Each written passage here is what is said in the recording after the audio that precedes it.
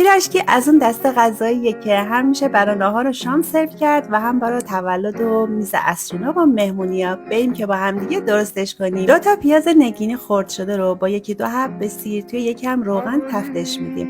بعد بهش ادویه‌ها رو اضافه میکنیم: نمک، زردچوبه، فلفل قرمز و سیاه و آویشن. یکم تفت میدیم، قارچ رو اضافه میکنیم. تفت میدیم تا آب قارچ کشیده بشه. من سینه مرغ ریش ریش شده اضافه کردم. میتونین از گوشت چرخی هم استفاده کنین.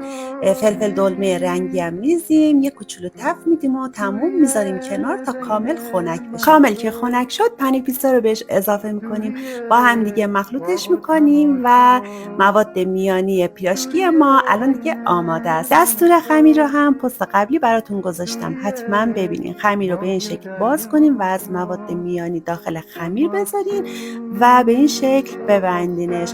حتما کنارای خمیر رو خوب چپ ببندین که موقع پخت باز نشه از هم. من یه مدل هم به حالت بخچه‌ای درست کردم، کناراشو کامل سفت با دستم محکم چفت کردم و به حالت بیضی در آوردم که خیلی به نظرم خوشگل و قشنگ شدن. همه پیراشکی‌ها رو به این شکل آماده کنین و بذارین داخل سینی که تهش کاغذ روغنی مرغوب انداختیم، و یا اگه کاغذ روغنی معمولی استفاده میکنین حتما چربش کنین. برای رومال تخم مرغ و یا قاشق شیر رو با هم مخلوط کردم و رومال زدم. حتما فرتون رو نیم ساعت قبل روشن کنین که داغ باشه. دمای فر 200 درجه، حدود پخت هم نیم ساعت تا 40 دقیقه. بعد این مدت پیراشکی‌های خوش رنگ و خوشمزه ما آمادن، بدون ترک و خیلی عالی. حتما این پست و لایک و سیوش کن، برای دوستاتم بفرست. مرسی که تا اینجای فیلم همراه هم بودی.